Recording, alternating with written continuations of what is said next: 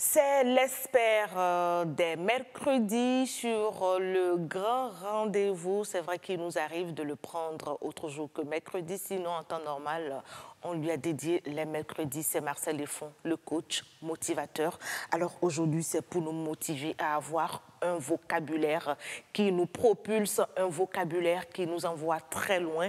Mais avant d'en arriver là, on récap rapidement, avec Marcel Lefond, on avait parlé des étapes dans le changement, tout un processus pour un changement de comportement. Marcel Lefond, bonsoir à vous. Bonsoir, Madame Karam. La pleine forme, on ne revient pas là-dessus, puisque c'est vous qui motivez. Donc, absolument, la parfaite santé, comme le disait toujours un ami sur ce même plateau.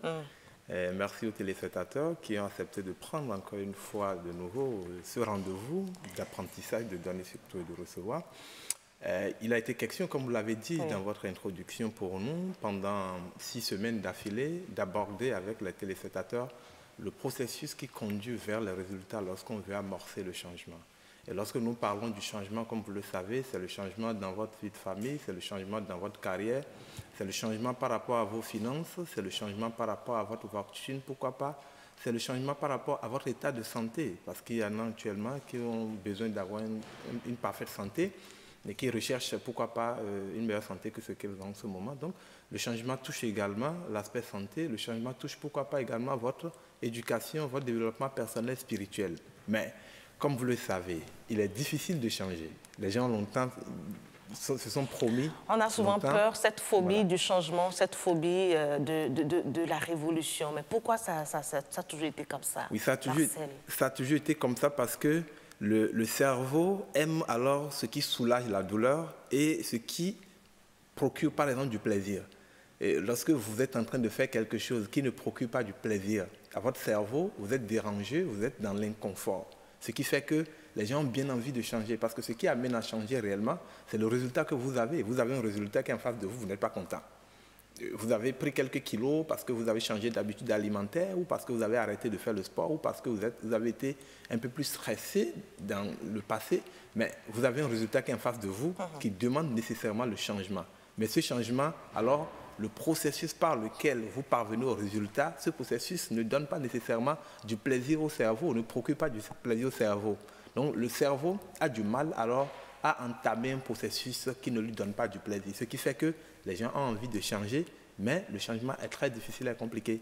Ce qui nous a amené naturellement, pour ceux qui nous ont suivis pendant les 6 semaines passées, ce qui nous a amené à séquencer, à mettre en plusieurs étapes le processus qui vous conduit alors de la prise de décision, de la promesse que vous faites, à l'acte même, au résultat que vous désirez. Alors qu'il faut bien changer, il faut bouger, il ne faut pas stagner si on veut vraiment aller de l'avant, si on veut exceller dans quelque chose. On est obligé de consentir, de faire des sacrifices, d'accepter de faire des compromis, d'avancer, de ne pas écouter les critiques et tout, encore que les critiques servent à vous faire avancer. Alors aujourd'hui, comme je l'ai dit tout à l'heure, c'est pour parler donc du vocabulaire. Comme quoi, ce que nous sortons de notre bouche aussi peut nous ralentir, comme cela peut nous faire des pas en avant. Marcel.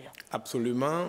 Selon des études menées par des psychologues américains, les expressions que nous utilisons ont tellement d'impact qu'elles peuvent nous mettre en dépression tout de suite en peu de temps, comme elles peuvent également nous donner, nous galvaniser, nous transformer en quelqu'un qui vit la vraie vie d'abondance. Donc la question c'est, quel est notre vocabulaire, quel est notre lexique au quotidien, quelles sont les questions que nous nous posons?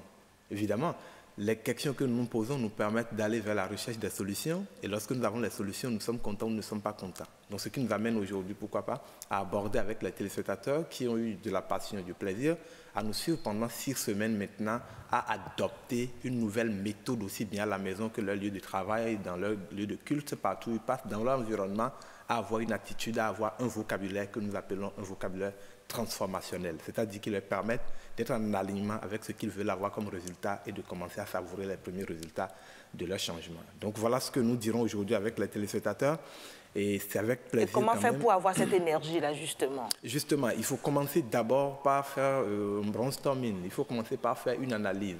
L'analyse consiste à repartir à la manière dont vous décrivez les faits.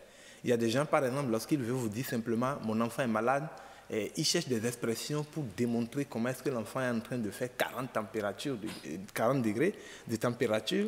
Mais dans nos langues, aussi bien en français que dans nos langues habituelles, nous avons des expressions qui zooment, qui décrivent pour montrer justement à notre interlocuteur que la situation est grave.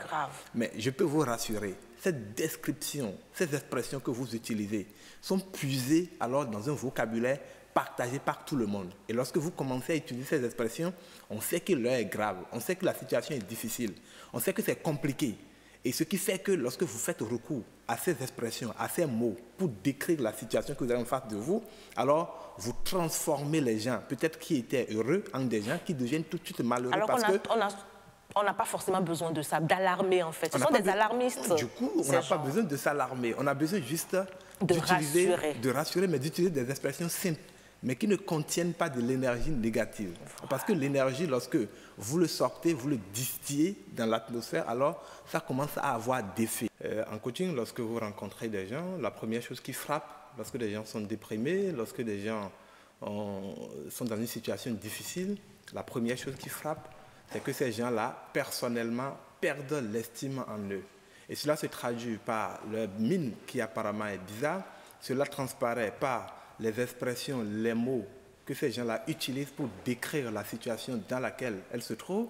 Quelqu'un te dira par exemple, tout est foutu, ma vie est foutue, je n'ai plus rien, j'ai tout perdu, je ne suis plus rien. Maintenant, alors, ça c'est quelqu'un qui le dit, un exemple. Maintenant, quel doit être le langage de son entourage, justement, pour le sortir de cette situation? Alors, je dis toujours aux gens, le langage, vous ne pouvez pas fabriquer le langage dans votre environnement. Vous ne pouvez pas changer, par exemple, la manière de penser, la manière d'agir ou les expressions que des gens utilisent dans votre environnement si tant est que vous n'avez pas le contrôle sur cet environnement. Quand on parle de l'environnement, c'est peut-être, par exemple, dans une foule dans laquelle vous vous retrouvez, dans une conférence, dans une salle de formation ou alors dans un bureau avec les collègues. Mais des collègues sur lesquels vous n'avez pas nécessairement alors le pouvoir de changer les mots, les expressions ou même les questions qu'ils se posent. Donc parfois, nous avons très peu de pouvoir sur l'environnement. Mais le pouvoir, la grande puissance que nous avons, c'est que nous avons encore le contrôle de nous-mêmes. Nous avons encore le contrôle, la puissance alors de poser des questions, d'utiliser des expressions nous-mêmes pour changer l'impact que ces expressions peuvent avoir sur ce que nous voulons vivre. Et un exemple d'expression. Oui, un exemple d'expression, par exemple, quelqu'un peut dire, en voulant traduire son état de déception, il peut dire « je suis frustré ». Okay? Quelqu'un peut dire « je suis frustré »,« je suis déçu ». Quelqu'un peut dire « je suis pauvre ». Quelqu'un peut dire, par exemple, « je suis furieux »,« je suis humilié ». Mais vous voyez quelqu'un qui dit « je suis humilié ».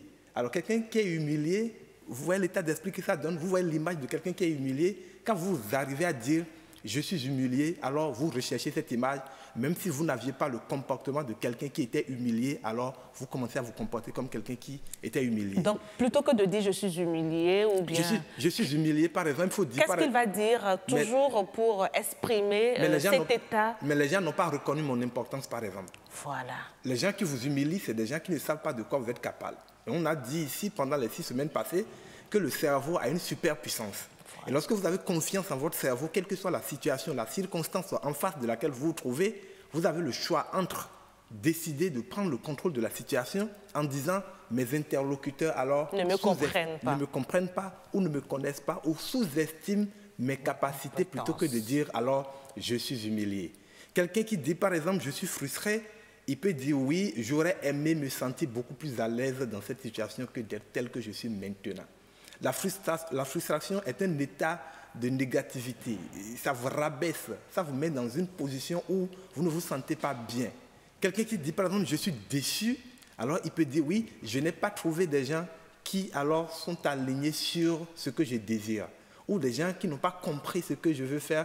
Il faut trouver des expressions pour décrire l'état que vous recherchez plutôt sans que… pour autant vous noyer vous-même, vous auto-flageller. Oui, ce qui se passe en fait, les expressions ne sortent plus sans effet. Chaque mot sans expression que vous sortez, aussi bien à l'endroit des autres que pour vous, alors ne sort plus sans effet. Voilà. À partir du moment où vous sortez le mot ou l'expression frustré, déçu, furieux, ou pauvre, je suis en galère, alors vous commencez à vous mettre en conditionnement vers Marcel, ce qui n'existait pas et qui ça va commençait. paraître de la théorie pour nos amis téléspectateurs, c'est normal, mais ce qu'on va faire la prochaine fois, c'est de remplacer à chaque fois une expression par ce qu'il faut, Absolument, normalement. dans la deuxième étape, Oui. vers ce processus d'outils pour accompagner le changement. On va le faire. voir avec les téléspectateurs comment procéder à de petits jeux. Plutôt que de dire à la je suis maison, frustré, alors on va de mettre dire, la flèche. La flèche, je suis ça. Je suis tel. Les gens ne me comprennent pas ou ne savent pas. Les gens ne connaissent pas ma valeur, voilà. ne connaissent pas mon importance. J'aurais bien aimé que les gens savent de quoi je suis capable. Et on peut aller jusqu'à demander aux téléspectateurs, plutôt que d'avoir des tableaux, des photos affichées dans votre maison, par exemple, Voilà.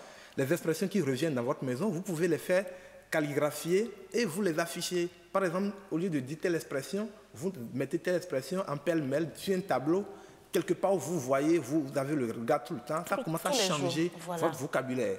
Et lorsque votre vocabulaire change, je peux vous rassurer, vous commencez à vous poser les bonnes questions sur la vie. Positif, ça impacte le cerveau. Votre personnalité d'abord. Et quand le cerveau est impacté, vous avez la super puissance de conduire vers le succès tous les projets que vous engagez dans n'importe quel domaine de la vie. C'est là où c'est extraordinaire, c'est là où vraiment c'est très bon pour des gens qui nous suivent en ce moment. Donc, la semaine prochaine, pour ceux qui seront à ce rendez-vous, nous allons faire l'effort maintenant de faire de la substitution, de proposer un certain nombre de mots limitatifs, avec bien sûr des mots dynamisants et les remplacer par des mots dynamisants. Pour reprendre le contrôle des diverses situations face desquelles nous nous retrouvons. Voilà. Merci beaucoup Marcel Lefond. Avant de vous laisser partir, alors si je prends le cas d'un enfant qui est timide et qui, à l'école, se sent rejeté par les siens, par ses camarades. Et quand il vient à la maison, il est tout triste et tout. C'est un exemple parmi tant d'autres. Ou même un collègue aussi au bureau qui ne se sent pas toujours compris par ses supérieurs, par sa hiérarchie ou par ses collègues. Oui, absolument. Avant de rentrer dans un débat, il faut que vous soyez vraiment armé d'un lexique. Comme par exemple, nous sommes à table, nous sommes en train de parler, on est en train de causer d'un sujet. Lorsque vous n'avez pas un vocabulaire lexique qui soit habilité pour s'exprimer de la façon la plus vraiment relaxe et à l'aise dans le sujet, alors on devient réceptif, mais on n'agit pas, on ne parle pas. Ce qui fera que monsieur dira, quand je suis avec ma femme, elle n'arrive pas à faire les débats avec mes amis, elle ne communique pas. Alors il faut repartir à son lexique. Quel est son lexique? Peut-être, pendant longtemps, elle est restée dans un milieu où on n'a parlé que du droit, où on a regardé que des films liés au droit. Elle a un bon lexique par rapport, par exemple, à ce secteur ou à ce domaine précis. Mais lorsque tu rentres dans un autre milieu avec lui, où on doit parler de la santé, on doit parler de l'environnement, comprend qu'elle n'a pas de lexique alors disponible pour pouvoir s'exprimer, être à l'aise, confortable avec elle-même en prenant alors des positions dans ce débat. Je veux dire quoi? Lorsque vous arrivez à constater que votre enfant a de l'incapacité à agir dans un milieu donné, il faut comprendre simplement que cet enfant n'est pas doté d'outils alors pour s'exprimer ou pour montrer qu'elle prend le contrôle, qu'elle peut conduire les débats. Donc ça ne s'exprime pas la timidité. On dit que l'enfant est timide, on dit qu'il va dire qu'il est timide, parce qu'il n'a pas un lexique, il n'a pas un vocabulaire. Et le vocabulaire qui est utilisé là-bas lui devient nouveau. Donc il prend du temps pour dire au cerveau, eh bien, nous sommes en face d'une situation par rapport à laquelle il faut qu'on s'adapte. Et dans ce contexte d'adaptation, alors, il fait le cursus qui lui permet de devenir responsable des nouvelles situations en passant par l'acceptation de la situation, l'observation, de pardonner les gens, par exemple, qui lui diront des choses auxquelles il ne pourra pas répondre, et puis après commencer à pratiquer l'introspection qui lui donne maintenant les réponses et il commence à constituer un langage, un vocabulaire.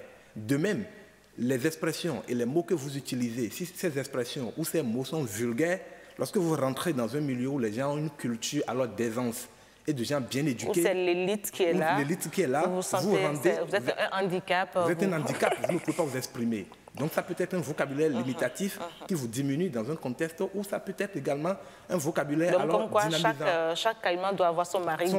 Alors qu'on doit pouvoir être à l'aise, à l'heure où nous sommes aujourd'hui, à l'aise dans tous les marigots, si on est un caïman. Et pour être à l'aise dans tous les marigots, comme je le dis aux gens, on doit retourner à l'école. Retourner à l'école consiste, comme on venait de le dire précédemment, à commencer à faire un listing de quels sont ces défis en se posant les bonnes questions. Merci beaucoup, Marcel. Pour ça, la super puissance du cerveau nous permet de répondre à toutes les questions que nous nous posons, quelles que soient les circonstances et les situations face desquelles nous sommes. Merci beaucoup, Marcel Lefond. De très beaux échanges, en tout cas édifiants pour chacun de nous. Enfin, moi, j'en ai retenu pas mal d'informations.